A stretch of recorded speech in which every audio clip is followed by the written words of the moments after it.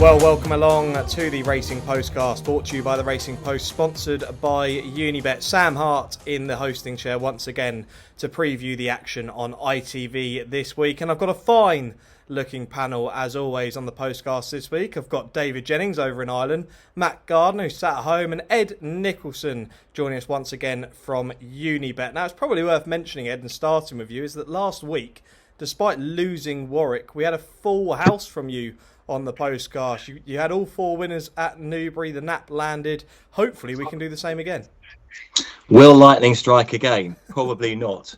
No, it was a good day. Yeah, I mean, two of them were short priced. Most people could have chose them, but I was particularly pleased with Iberica Lord winning as well, noting that was Nicky's, well, he thought that was his best handicapped horse, although he didn't think it was the best handicapped horse in the race, and we all know who that was. But yeah, good day last week. Hopefully we can continue. Yeah, we'll get to DJ as well in a minute, who also really liked Iberico Lord last weekend and went and did the business. But let's get straight into the previews then. We've got 7 races to come your way. 4 from Ascot, 1 from Wincanton and 2 from Haydock, hoping that goes ahead on Saturday. We start off then at Ascot with the 150, which is the 3-mile Reynoldstown Novices Chase. It's a Grade 2 contest, and at the time of recording, Unibet have Apple Away as their 5-4 favourite. Kilbeg King is 11-4. Brave Kingdom 3-1, Henry's Friend 13-2, and the King of Ryehope, the outside of the 5, at 20-1. David Jennings, I'll start with you to preview this race. First of all, how are you? I mean, a good weekend last weekend for you. Yeah, rare one. No, great. Looking forward to the weekend. I suppose you're getting into the territory now where, you know, the real good horses, it's their last chance, or certainly second last chance to kind of do their audition for Cheltenham if they are going to Cheltenham. So it's going to be interesting. I always thought this what we always known as the Reynoldstown.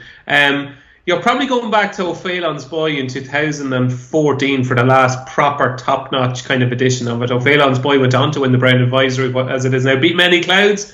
And I can remember that race very clearly, because do you remember Jevry Chambaton was in it, and we all thought he could be the next big thing for the pipe. So the recent winners, Oscar Leith, Does He Know, Remastered, Copperhead, hasn't exactly been a vintage couple of years for the race. I think Apple Away is better than these. I know she was put in her place by Grey Dawning, but you know, Grey Dawning is a proper, stayer. You could see Grey Dawning running the Gold Cup someday. Apple Away tried to do her thing out in front, and she still was miles clear of Broadway Boy. The Changing Man was well beaten. I don't think that's that bad a form at all. Prior to that, Leicester, she was fine going right-handed.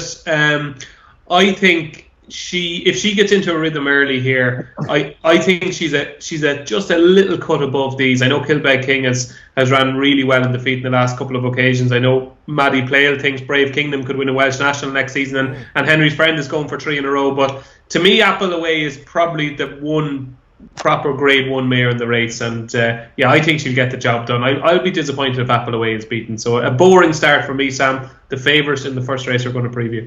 Yeah, Apple Away, second to Grey Dawning last time, but price-wise himself, Tom Siegel, very keen on Grey Dawning for the Brown Advisory Novices Chase, so it definitely looks like it could be strong form. Matt Gardner, who do you like in the opener from Ascot? I ain't got a problem with Apple Away at all. I think Brave Kingdom might have a little bit more potential. As DJ mentioned, in theory, this is a sort of Brown Advisory trial, but if it's going to have an impact on anything, it's probably going to be the National Hunt Chase. There's 3, I think, and in that they're running here. I mean, Brave Kingdom, the one time he's tried graded company, he got beat, but that was his second start as a novice hurdler, and he was still pretty kind of raw that day. The Newbury Handicap he won last time, the time of that race was pretty good. It sort of suggested he was already like a high 140s horse. If he can get up that extra little step into like a low to mid 150s horse, you know, he's going to see him go pretty close here. Like I say, I do quite like Apple Away as well, but likely prices, I'd probably side with Brave Kingdom. Okay, Brave Kingdom for Matt then. And Ed Nicholson, who do you like in this race? Well, first of all, big up to Reynoldstown. One of only 5 horses to win back-to-back Grand Nationals. I wasn't there in those years, 35 or 36, but I do go a little bit further back than Dave Jennings' memories of the Reynoldstown. I remember one man winning it in 1994. Unbelievable. I was there that day. It was a Wednesday. And it used to be on the Wednesday of this meeting. It's always great to go over to Ascot on that day. And I'm really sad to say that this race has been has become the terrible. Well, not terrible. It's not as good as it used to be. You have to go back to 2018 to find a horse that's rated over 149 that has even run in the race, and that was Black Corton, who won it around about 155. And the ratings of the winners and the ratings of the horses have got lower and lower. And this is the worst race of the Reynoldstown that we've got in living memory. The highest rating horse is 142. All right, Ed. All right. and Reynoldstown is getting it in the neck today. Well, it's the worst race I've ever seen in the history of horse racing, says Ed Nicholson. It's the worst Reynoldstown, that's for sure. And the reason why I mention that is because I find it difficult to choose a winner. I mean, Apple Away, you say is a Grade 1 mare. She still has to prove a bit to be a Grade 1 mare, I would have thought. She's 6-4 favourite, and she's been drifting with us since we opened the book. Brave Kingdom, as you say, Paul Nicholls does well at Ascot. He's actually had 13 runners in this race this century, but only 3 winners. So he doesn't always run his best horses here, although Sylvain Conte run here. But I thought Brave Kingdom was a horse you could take on as well. He's only rated 138. So by elimination, I've come to Kilbeg King. I mean, Kilbeg King ran really well last time out behind next year's King George winner. And I think if you put the second, Hermes Allen, who obviously fatally injured, if you put him here, so I think Kilbeg King's a decent bet around about 3-1. But okay. As I say, that it's not as good at Reynoldstown as it used to be. I don't know if I said that, Dave, but it's not as good as it used to be. Well, there we go. So it's not a great Reynoldstown, and look, we've got 3 different selections in the race as well, the 3 at the top of the market. So yeah, good luck finding the winner of that one. Let's move on then to a race that's just as hard to find the winner of. The 225 at Ascot is the Thoroughbred Industry Employee Awards Handicap Hurdle, just shy of 2.5 miles here. A Class 2 event, and Rare Edition currently topping the market 11-2 with Unibet. Monvial is 13-2. Rambo T and Bad 7-1. Highland Irish Hill 8-1, and double figures about the rest of the field. And Ed Nicholson, plenty of offers on in this race. Yes, we've got money back second or third as cash in this race, and also an extra place available at present as well, with the number of runners to. So plenty of options, and you would understand why when you see it's 6-1 the field. It's a really competitive race, a very difficult one as you'd expect, with plenty of horses in with a chance. I think Nicky's only runner of the Saturdays here, Highland. I think that's one of the very few on the ITV cards anyway, and that would have a decent chance at around about 10-1. But it's really tricky. My eye was drawn to Bad, only because the way he's been running throughout his career in the UK suggests he probably needs a little bit further than 2 miles.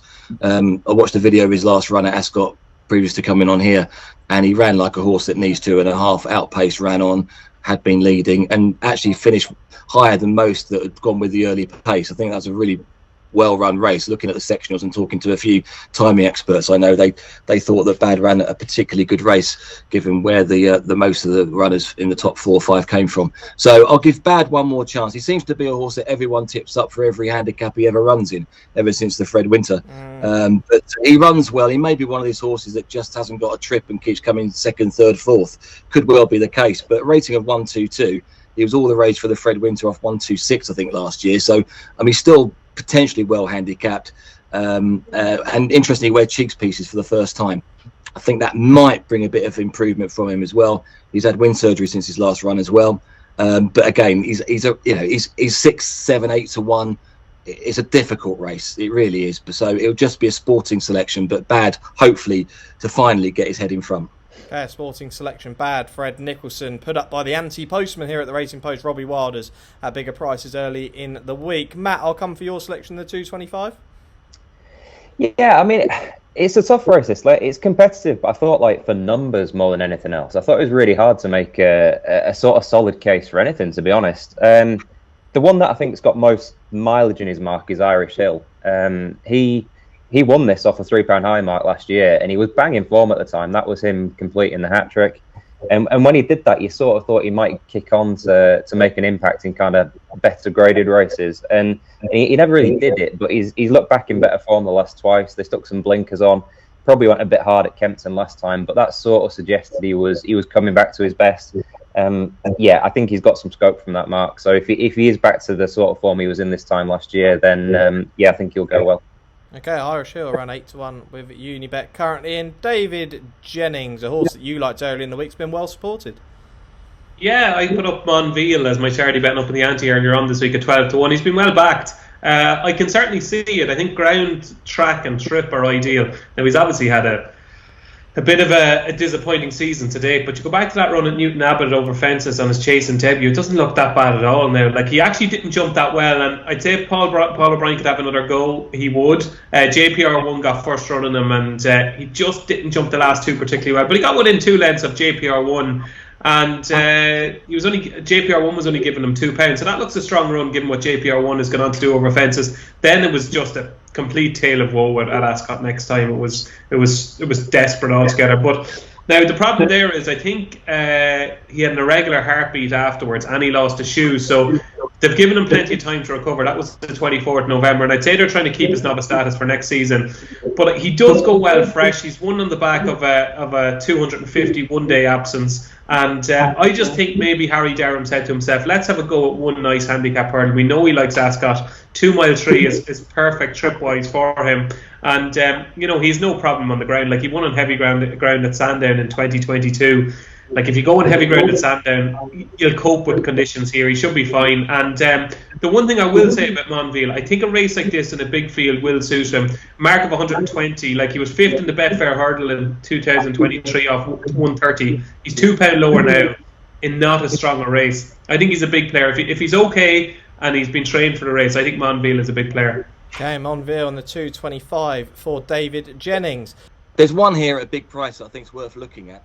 Soaring Glory, who's been running well of late, although been 5th a couple of times, got some good back form, particularly well handicapped on that back form.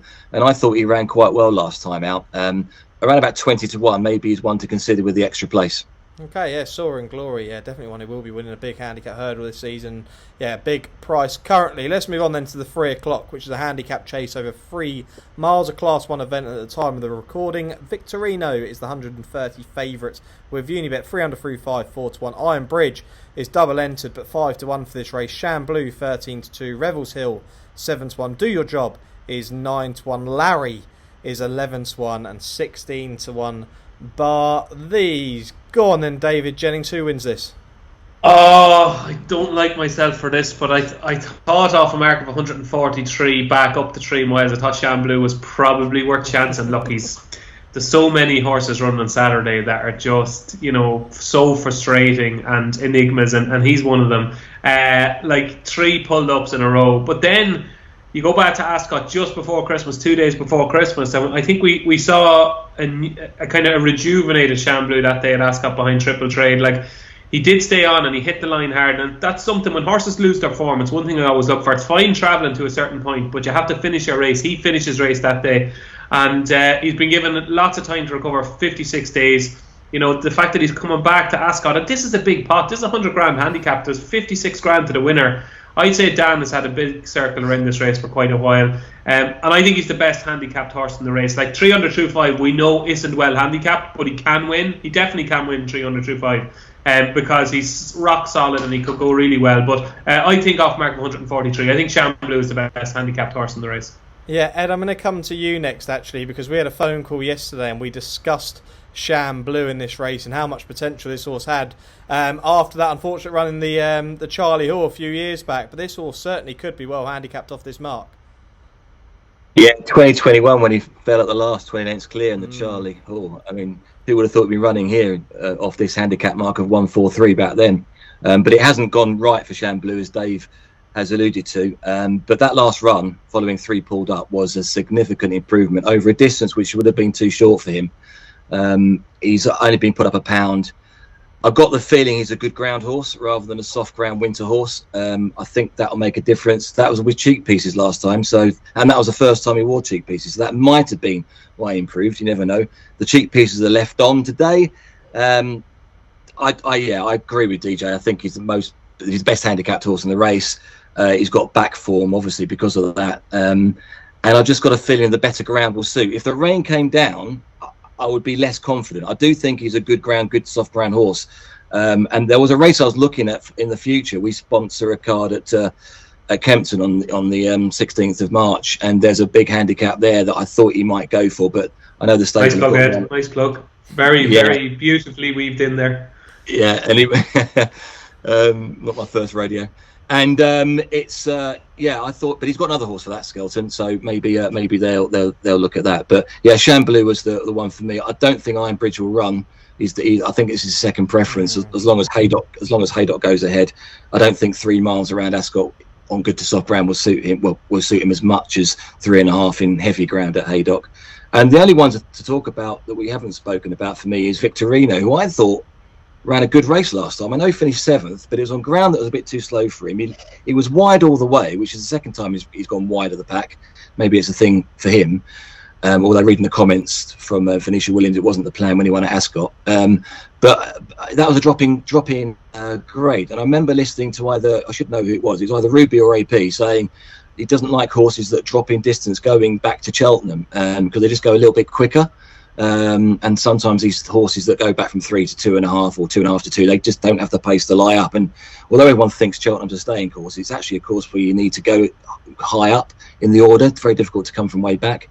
So I thought he ran well in 7th. And if it was softer ground, I'd give Victorino a chance as well.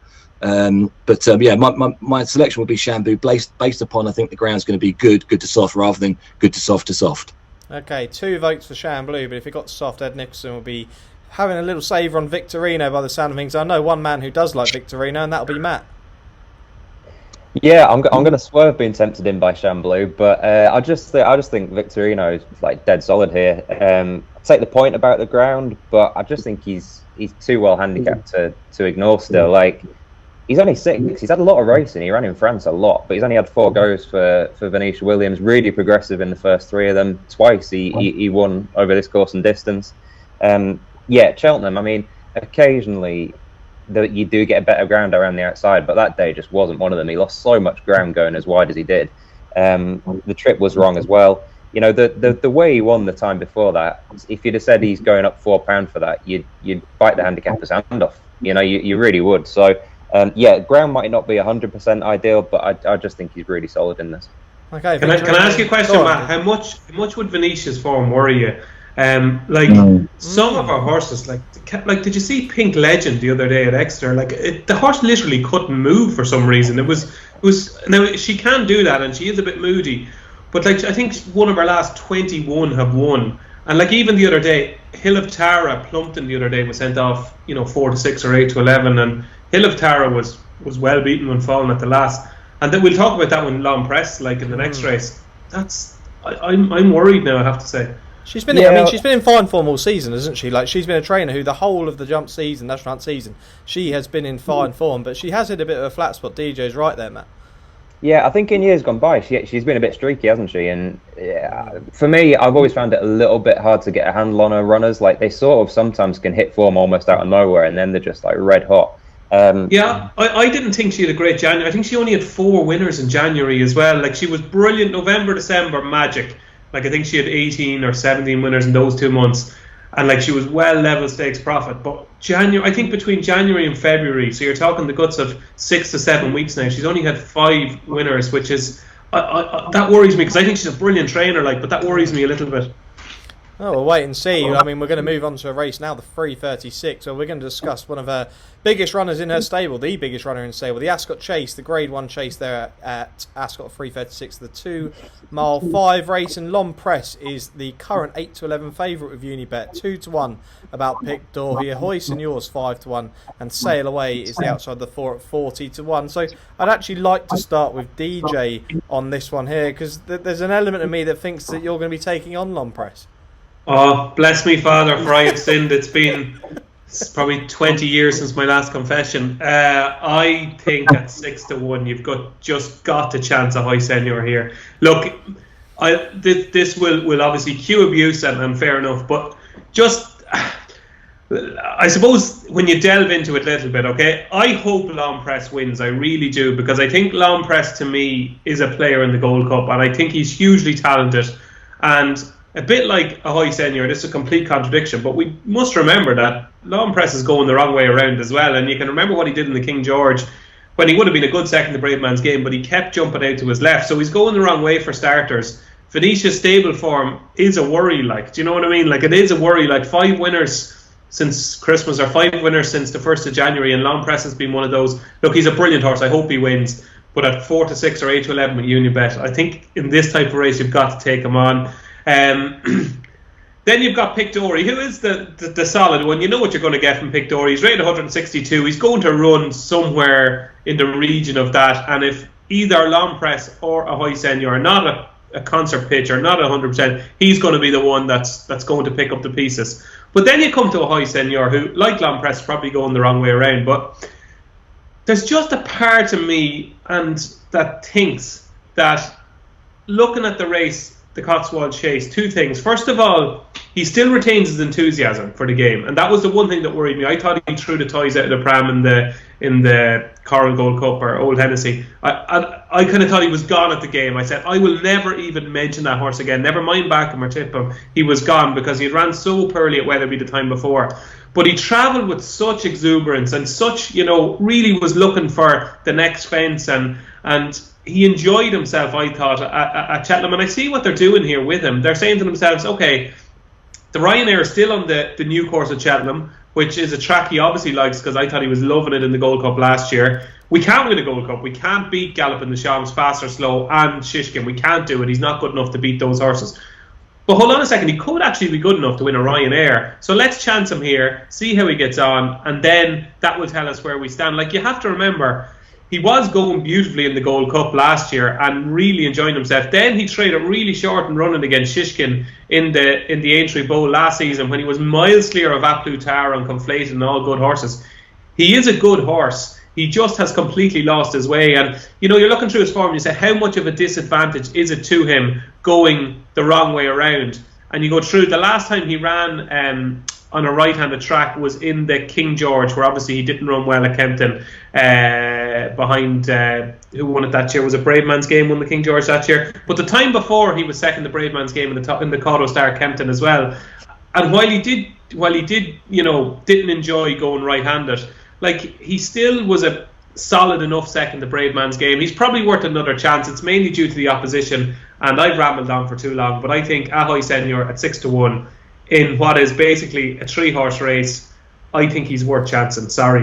Yeah, that's all right. I'm going to go in the same order as I did for the last race. So I'm actually going to come to Ed now, because I mentioned the phone call earlier we had. We mentioned 2 horses, one of which was Chamblou, and the other which was Ahoy Senior, and we both kind of believe that this horse could run a big race in a Ryanair. Currently around 16-1 with Unibet. Would the 6-1 be appealing for you in this, Ed? Yeah, absolutely. I think I actually think he's going to show improved form for going over a shorter distance. If he was mine, and he has won races, he's won Grade 1 at Aintree by making all in the Novice Hurdle. If it was mine, I would just go out from the front over 2.5, even 2, and try to use his speed over jumping. And it goes back to the one-man instance. One man was a 3-miler.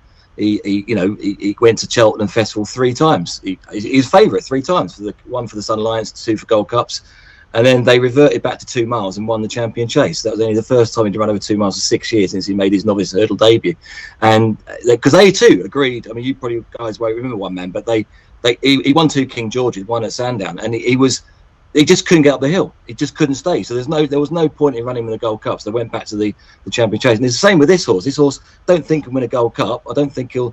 I mean, they say he's a 3-miler, but I don't think he'll win the Gold Cup over 3.25. But he could win a Ryanair. I mean, he could easily win a Ryanair, and I won't go on about it because Dave Jennings has said exactly what I was going to say. I think I'm going to back him for the Ryanair. I haven't done, but before this race, because I think if he wins this, he'll be half the odds. Looking at the Ryanair makeup, he'd be one of the best horses in the race, and he'd have a chance. He's a spring horse. He doesn't run badly at Cheltenham, and I think he's got a great chance. And obviously, because of that, he's going to be my selection here in the bet for Ascot Chase. I totally understand why you want to be against Long Presse. Long Presse got a good record when fresh. DJ said he doesn't like going this way. He has won a couple of times out of 5 going this way, including the Grade 1 by 21 lengths. But I understand what he means. He does jump out to his left. But the trainer form, I'm a big follower of trainer form, and it's been mentioned on this podcast before, but Venetia Williams horses are just not as in form as they were in November, December. And that would be a real concern going for an 8 to 11 shot. Hoy Senor works out a little bit less ability than on Presse, but better than Pick Dorney and miles better than Sail Away. So yeah, I thought 6 to 1 was a really big price for the horse. So Hoy Senor, although he's a kind of horse that you love, isn't he? But he's a bit like Chamblou. We've all been talking about Chamblou. He's a horse that will keep you going. A cliff horse, isn't he? He might not do anything. He's 2 pulled up and a fourth, but you've got to. I mean, the value you've got to be on Hoy Senor, I think, at the price. Well, it's not a Racing Post Unibet postcast without mentioning Cliff Horse. He's becoming the new Mr. Coffee, potentially. Matt, I'll come to you next on this one. L'Homme Presse, look, we know this horse could potentially be one of the best of the British for the Gold Cup, but it's all potential. We want to see the horse do it again and do this well, don't we? Yeah, I like DJ mentioned earlier, I think he's a serious Gold Cup horse. Like potential Gold Cup horse. Like I'd sooner be backing him for that than here. In some ways, I'd rather they'd have gone straight to Cheltenham, to be honest. Like that, give him a bit more time to get over Lingfield. That was over a year off on it, and I mean, coming back, he was getting a bit of weight from Protectorat, but to do that after over a year off, Protectorat's like a dead solid, like high 160s, low 170s horse, pretty much time after time whenever he runs. And I think L'Homme Presse actually did really well to beat him that day.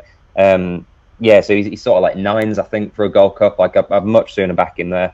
I totally get why they're trying a different trick with a Hoy Senor. I've been a fan of that horse for a long time.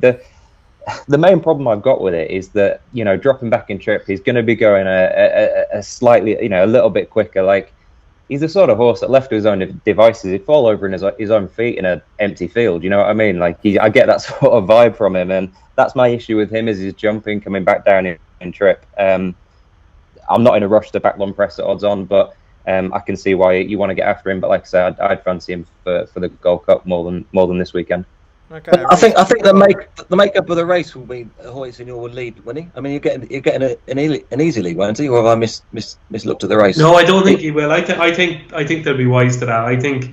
I think Harry Cobden is going to be up there, and Charlie. They're both going to be pestering him to make sure he doesn't get an easy lead. But I think they'll let Derek go on after a couple of fences, I'd say.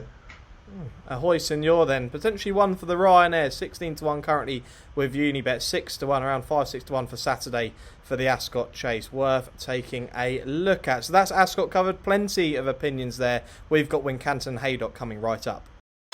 Want betting on the horses to be anything but flat? With an app that impresses every time out. You're on. Want to watch live streaming of races in the UK, Ireland and around the globe? And get a chance to win even bigger with 3 Uniboosts every day on any horses you want. Unibet, you're on. Welcome back to the Racing Postcast, brought to you by the Racing Post, sponsored by Unibet. Sam Hart, David Jennings, Matt Gardner and Ed Nicholson spinning you through the action on ITV this weekend. We head to Wincanton now for one race there, which is the Kingwell Hurdle at 2:05. This is over 1 mile, 7 furlongs, and Rubo is the 2 to 1 favourite there. Colonel Mustard 5 to 2, Nemean Lion 7 to 2, Goshen is 6 to 1. Oh my word, this horse couldn't do it. Guard Your Dreams 13 to 2. Matt, I'm going to come to you here. He couldn't, could he, Goshen? He really couldn't. I mean, he absolutely loves this race. He hasn't done much all season, but if he is going to win a race this season, it probably will be this. Yeah, he's, you know, on ability, he's got every chance, hasn't he? It's just, nowadays, it's what mood he's in as much as anything else, isn't it? You know, like, which Goshen's going to turn up, who knows? I definitely don't. It's sort of an interesting race because Rubo is one of those like horses where he's not quite got the form to match the bit of hype about him, I don't think. Like his record's pretty good, but he's won a lot of races that have been a little bit thin if you just scratch the surface a little bit. I thought him trying to give weight to Colonel Mustard might be a stiff ask. Colonel Mustard's run over fences the last twice, and he's just not as good as a chaser than he is a hurdler. He tried it a while ago, and then he went back over hurdles and was pretty much instantly back to his best. He was second in a Scottish champion hurdle off a high-ish mark. He finished third in a champion hurdle at Punchestown. Well beaten, but it was a high 140s, 150 run. That sort of performance is probably going to be enough to see him run a cracker here, particularly if Rubo doesn't kind of progress again, if Goshen throws in the stinker that we all know he's capable of. I think there's question marks against most of them, but I'd side with Colonel Mustard, I think, out of the lot. Yeah, I quite like Colonel Mustard in this race as well, I really do. It's worth mentioning with Goshen, the regular rider of this horse would have been Jamie Moore, who we've heard today has announced his retirement due to injury. Jamie, an excellent rider. He's going to definitely be missed in the weighing room, I'm sure, but wishing him all the best with his retirement. DJ, I'm going to come to you. You won't tip Goshen. You're not like that. You wouldn't do it. No, I wouldn't. Look, I don't fancy any of them. Right. I think this. I don't even know how you describe this race. There's no thesaurus to describe this race, I think. Look, Ruba, he doesn't even have Harry Cobden this time. He's got Lorcan Williams. You know, this is not his ground. I'm not quite sure if he's even good enough to give weight away to the likes of Colonel Mustard and the Mean Line. Colonel Mustard just doesn't win races, it's just doesn't win races. The Mean Line obviously has a squeak, but ran over 2 mile 5 last time in the Lanzarote. He probably wants, but has a chance like Goshen. Like, put it this way, if you did want to have a bet in the race and you want to stick a 5 or a 10 or something, I'd stick it on Goshen because he's won the race twice. He's mad. And it might just be that Wincanton, bit of soft ground, might just be his thing. Could you have any confidence in him whatsoever? Absolutely not. Don't fancy any of them. If you were to have a fiver that you want to put on something at 2:05 in Wincanton, I would probably stick it on Goshen, but he probably won't win. Oh my word. Okay, yeah, interesting. So Race DJ will probably be leaving alone, but maybe a small little bit of money on Goshen there. Ed, I'll come to you. I mean, DJ describing this as a bit of a minefield, and you're probably going to think the same. Yeah, I do. It is a difficult race, even though there's just 5 runners. But as we all know, Wincanton favours the speedy flat horse breds. I mean, this race has been won by the likes of Crebensis, Alderbrook, Catch It in the past. All going on to run exceptionally well at Cheltenham. And my eye was drawn to Nemean Lights. Nemean Lion. He's the improver, I think. He ran well when beaten, arguably one of his best races, even though he finished 5th in the Unibet Greatwood, which, as always, is working out extremely well. Second last time in the Lanzarote. I noticed he was entered over 3 miles as well this weekend, but they've decided to go over 2 miles. He's entered in both the Stayers and the Unibet Champion Hurdle at Cheltenham. And we went down to Kerry Lee Stables to do a piece when Nemean Line was going to run in the Unibet Greatwood, and even then they were talking about hopefully he'll progress into a Champion Hurdle horse. He's 100 to 1, so he's not that horse yet by a long stretch of imagination. But I just thought the track would suit. Dropping down a distance, I can see him being quite aggressively ridden. And I still think there's a bit of improvement to come from him, which means his rating, I know it's not a handicap, but he's rated 145, the top rated horse 149. It's a very difficult race, as DJ has alluded to, but I just thought I'd go for the Nemean Line at the price. Thought he's worth a chance. Okay, Nemean Line, Fred Nicholson then in the Kingwell Hurdle, but yeah, it's a difficult race. Nevertheless, let's move over to Haydock then. We've got 2 races there to cover, and the 240 is the next race that we look at, the Rendlesham Hurdle, a Grade 2, just over 3 miles, and Botox has and Butcher joint 9-4 favourites currently with Unibet. Red Risk is 5-2. Sounds Russian, last seen being brought down in the Gold Cup, but comes back here over hurdles 5-1. Wakul is 16-1, and Martha Bray is currently 20-1. Ed, you can kick things off here. Who wins this? Once again, thought it was a difficult race. Can make a case for quite a few of these. Just very simply, I was going to take a chance with Sounds Russian. It's going on a bit now, 9, obviously going back from fences to hurdles, but you can imagine Ruth Jefferson, who horses have come back to form recently, will have this one ready to go, being a 9-year-old, unless they're going this step for a chase later on. I can't imagine they would do. I thought Sounds Russian's got form on heavy ground, got form when seen after a number of days off the track. And is one of the higher rated horses in the race. I think rated 150 at the moment over hurdles, and Botox has is 152. So on form, on the profile of the horse, the way that he's been campaigned over the years, I just thought it's worth going, given that Ruth Jefferson's horses are coming back into form and is available around about 5-1. But once again, not a confident selection. Plenty of horses in with a chance. Yeah, it certainly is a difficult race. DJ, I was hoping that Botox Has this season would make his way into a Stayers Hurdle kind of horse. It hasn't really worked out, but kind of race like this, if we do get racing at Haydock on heavy ground, he is going to be tough to beat, isn't he? Yeah, he has a chance.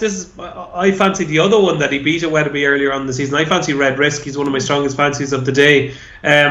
Look, Sounds Russian is interesting and could be anything in the race after running in the Gold Cup. But I just thought with Red Risk, unlike Botox Has since they met at Wetherby, he's had a really light campaign. He only ran once in the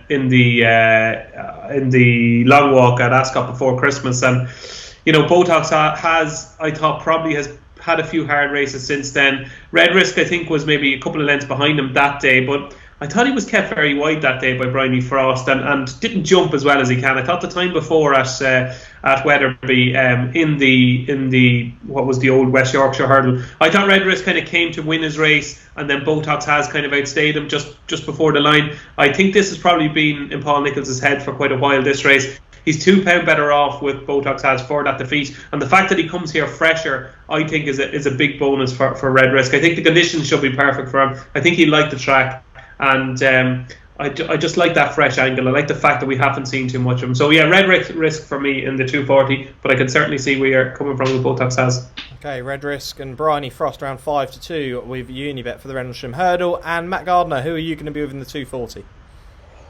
Yeah, starting out with this race, I quite like the look of Red Risk as well. I had a slight stamina question for him. It's going to take a lot of getting. Bottomless ground, sort of 3 miles extended slightly around Haydock. Like I wasn't 100% sure that he was that strong a stayer for that sort of test. I mean, I like Butch, but there's no two ways around it. Like 9-4 is skinny, stepping up in grade, but he's kind of the one horse that arrives here with like an upwardly mobile profile. He's going to have to improve again, stepping up in grade, but his form's not that far off what it normally takes to win this sort of race. 9-4 isn't all that tempting, but if you're progressive in a race where the rest aren't, then you've got a bit more going for you. So I'd side with Butch. Okay, Butch for Matt then. Let's move on to the final race that we cover on ITV. It's the 3:15, which is the Grand National Trial Handicap Chase. It's a Premier Handicap over 3 mile, 4.5 furlongs, and this looks like Iron Bridge's favoured race. It's 9-2 for this race here. Credo's 5-1. My Silver Lining is also 5-1. I Will Do It and Famous Bridge 6-1. Snipe is 7-1. 8-1 about Yeah Man, and double figures about the rest. And Ed Nicholson, hoping for some extra places here. Extra place available here in the Grand National Trial. Top race, always love this race, and hopefully Haydock will go ahead and this race will be on ITV. Horse here that I really fancy is Iron Bridge. His favourite, so I'm not alone, obviously, but he's got the profile of a really good staying handicap chaser. I tipped him up for the Welsh National at a big price, anti-post, and although he finished 34 lengths behind the winner, he still finished second. 34 lengths behind the winner. I don't think a second in the Welsh National has ever been dropped in the handicap ratings, but it was such a one-horse race, so I can understand. But the handicap has dropped in £2 for that, so he's been dropped £2 for coming second in the Welsh National, which I thought was quite funny. But I think he's capable of winning off a much higher mark. I know the horse quite well. I've spoken to John Joe Jr. and John Joe about him when he ran at Chepstow, and I think they all know that he needs soft ground. I think John Joe Jr. said to me he would never run ever again when there was no soft in the description, and the deeper the better. And it won't get much deeper than it will at Haydock on Saturday, trust me. So I spoke to somebody just a moment ago who lives 4 miles away, and they're expecting quite a lot of rain tonight, which is Thursday, and then a little bit on Friday. So hopefully the meeting goes ahead. But if it is bottomless, Iron Bridge has won around Haydock, albeit in a 2-runner race. But he has trouble jumping out on faster ground, I think, if that's the way to put it. On softer ground, he doesn't get too confused, and he goes a little bit slower into his fences. I just think it's still improvement to come for this 8-year-old. So, yeah, it's going to be my nap of the ITV races, and I think Iron Bridge is going to win this. Okay, given away early there. I think we lost David Jennings there, heading off probably to find out what the ground was like at Haydock. I'm not sure whether he's taken a trip. What is the ground like over at Haydock, DJ? Yeah, just rang the clerk there. He said it's going to be very, very heavy. He was just giving me going stick descriptions there, but we don't understand the going stick in Ireland, so it was double Dutch to me. But yeah, it's going to be extremely, extremely hard work. And the two that I like is Credo, who handles any sort of swimming pool whatsoever. I thought off 132 at a track that Credo does go well, and I thought that had an each way chance at 7-1. Like, there's 11 runners, you can probably discount 3 or 4 of them. And I thought Credo was rock solid each way. The one that deserves to win one of these, I think, is Yeah Man.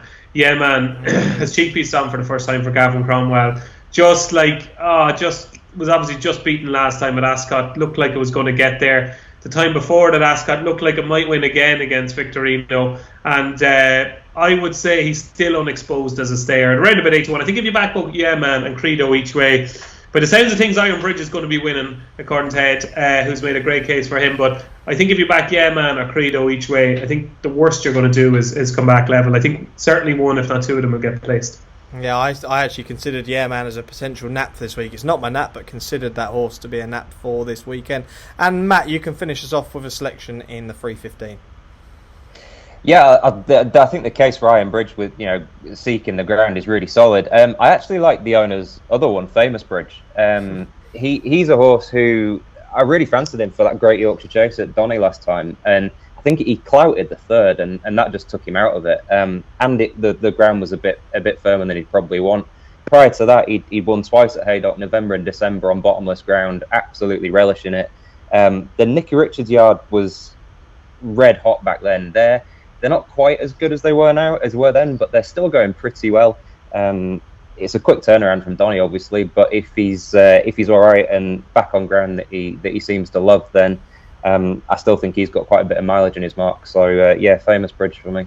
Okay, so one selection for Iron Bridge, one selection for Famous Bridge, and then a few mentions there. But I think, yeah, man, I think DJ's made a really solid case there. But I think this horse will certainly be winning a big handicap chase, and this could be it on Saturday, hoping we get racing at Haydock. So there are a few things I need to mention on this show. The Racing Post Members Club now offering race replays on the app. It's been an absolute brilliant thing to have on the app. It's helped me out massively since it's been on there. But you can check out replays on the app. You need to sign up to Members Club. Here are all the details on how you can get 50% off your first 3 months.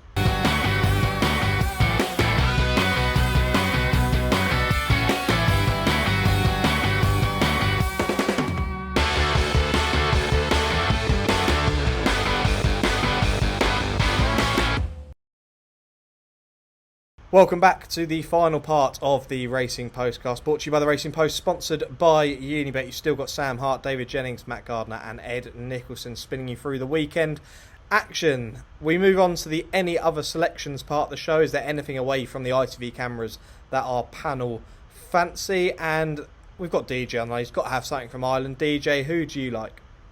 Yeah, we're racing in Gorham Park on Saturday. You talk about Haydock being bottomless. I think Gorham Park is going to be worse than it was on Fiesta Day. It just hasn't stopped raining here all bloody week. Anyway, in the first race, the 142, it's going to be very interesting to see whether Lark in the morning, this big Boodle Springer, is going to run. He's been declared again. He was supposed to run last Saturday. He didn't run. He's running again this Saturday. Will he run? Who knows? But he's been declared. He's got a mark of 120, and he is, I think, biggest 5-1 now for the Boodles. A monster gamble on Lark in the morning in the Boodles. So it's going to be interesting to see if he runs in the 142. Do they want him to win? Do they not want him to win? Do they want him to go in up a little bit to be sure of a run? Do they not want him to go up because he'll get in and they don't want to influence his mark? So I don't know. I don't know what's going to happen with Lark in the morning. There's a lot of very shrewd judges who think he's spectacularly well handicapped. So let's see what Lark in the morning does. Moving on to the Red Mills Trial Hurdle, a grade 3.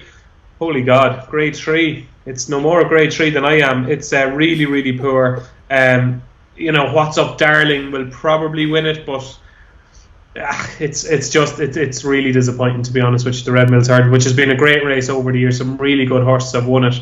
So it's disappointing to see a Red Mills Trial Hurdle like the one we have at 217. The Red Mills Chase is actually far more interesting. It's St. Sam against Riviere de Tel, back out again quickly after finishing second last weekend to Allegory de Vassi. They're obviously trying to get plenty of runs into her, and St. Sam is going to find it hard to give her £7. So I'd be with Riviere de Tel in that 327. And just one other one I want to mention in the, what time was the race at? In the 4:35. It's the Carey's Cottage Cup Handicap Chase, 2.5 mile chase. I thought Better Times Ahead was interesting. Hasn't ran yet this season, actually, Better Times Ahead. But I thought when Better Times Ahead won at Navan around March last season, I thought he looked like a horse that was going to really kind of progress over fences. He was only 6th, they're giving him plenty of time. He handles bottomless ground. He's £12 higher now than the mark he won off at Navan. But Mark Walsh is up. I'd like to see market support for him. I think he'd be very hard to beat. That's Better Times Ahead in the 4:35 at Corn Park, and that's it for me from Ireland. A few from Garum Park. It seems like there's a battle between the Red Mills and the Reynoldstown at Ascot to decide which race is better than each other. But Matt, I'll come to you, Matt. What have you got away from the action that's not in Ireland? 6:30 Newcastle, 6 furlong handicap. It's a clash between a couple of recent winning machines, Benito Cavallo and He's an Angel. I thought Benito Cavallo got a pretty nice split through when he won last time, and whereas He's an Angel, I thought did seriously well to complete the hat trick at Lingfield. Like 5 furlongs probably isn't his trick, and he came from miles back in a modestly run race, which isn't easy to do at Lingfield by any means. The seconds come out and won and finished second since, improving both times. He's only gone up £5, and if he can't win again off £5 higher, then I'd be very surprised. So yeah, I thought He's an Angel was properly interesting. Okay, He's an Angel. That's in the 6:30 at Newcastle on the all-weather on Saturday. Just teasing the flats slightly. As soon as we get past Cheltenham, the Lincoln will come just like that. Right, it's nap time here on the Postcast. A time for us to give our best bets of the weekend. Ed, I'll start with you because you've already slightly given yours away. Sorry. Yeah, 3:15 at Haydock. The nap selection for myself is Iron Bridge. Love the ground, bottomless ground suits, staying distance suits 3-4.5 furlongs, well within his compass. Dropped £2 for coming in second in the Welsh National. I still think he's particularly well handicapped. I think he could win off higher mark. I've always thought there's a big handicap staying chase within his compass, and I'm hoping it's going to be this Grand National trial on Saturday. Available around about 9-2. Plenty of positives for him, and I think he'll go very close. Okay, Iron Bridge for Ed, then that's in the Grand National Trial at 3:15 at Haydock.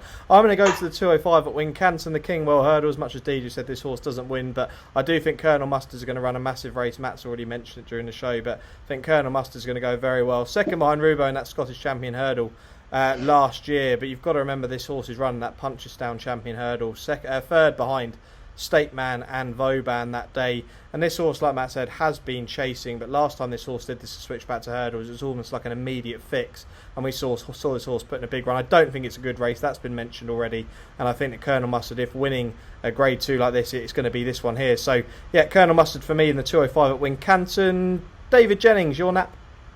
I'll play it very safe. It's a tap in from 3 yards. I'm going to hopefully just bundle it over the line. Apple Away for me in the Reynoldstown at 150 at Ascot. I just think she's a class above those. She's already a grade 1 winner, and I'm hoping she can be a grade 2 winner over fences. Apple Away at 150 Ascot. I think she's really solid. Okay, 150 Ascot, Apple Away for David Jennings. And Matt Gardner, your nap, please. 3 o'clock at Ascot, Victorino get Venetia Williams back on track just before the long Presse race. Okay, there we go. So there are your naps. They're on screen now. You can get these boosted. At the time of upload, these will be boosted with Unibet. So go to unibet.co.uk and you can get all of our naps boosted for the weekend. Quickly, I can go through again what's everyone up to this weekend. I will start off with Matt. What are the plans this weekend for you, Matt? I don't know, mate. I've not got that far yet. I might get to the football. York City are in a relegation clash on Saturday, so I went the other night and it was absolutely woeful. But I might give them another go on Saturday. No, well, that sounds just as exciting as the Reynoldstown Novice Chase at Ascot. David Jennings, what are you up to this weekend? We're out Saturday night. Myself and Aoife we didn't go out Valentine's night. Oh, you didn't? No, we timed our run. Hopefully, we timed this bit better than Paul Carberry and Archibald in the Champion Hurdle. We timed our run. We said it's going to be a little bit quieter on Saturday night, so we're going to go out for a bite to eat and a few drinks. Haven't been out in ages. Nana and Grand are babysitting. Happy days. So that's Saturday evening, and then I'm working Sunday, so could have a sore head potentially Sunday morning. Well, wishing you all the best and wishing you have a lovely dinner on Saturday evening. And Ed Nicholson, where are you this weekend? Well, first of all, typical DJ taking the value there, getting the value meal. Yeah. On an 4 places. What are the odds?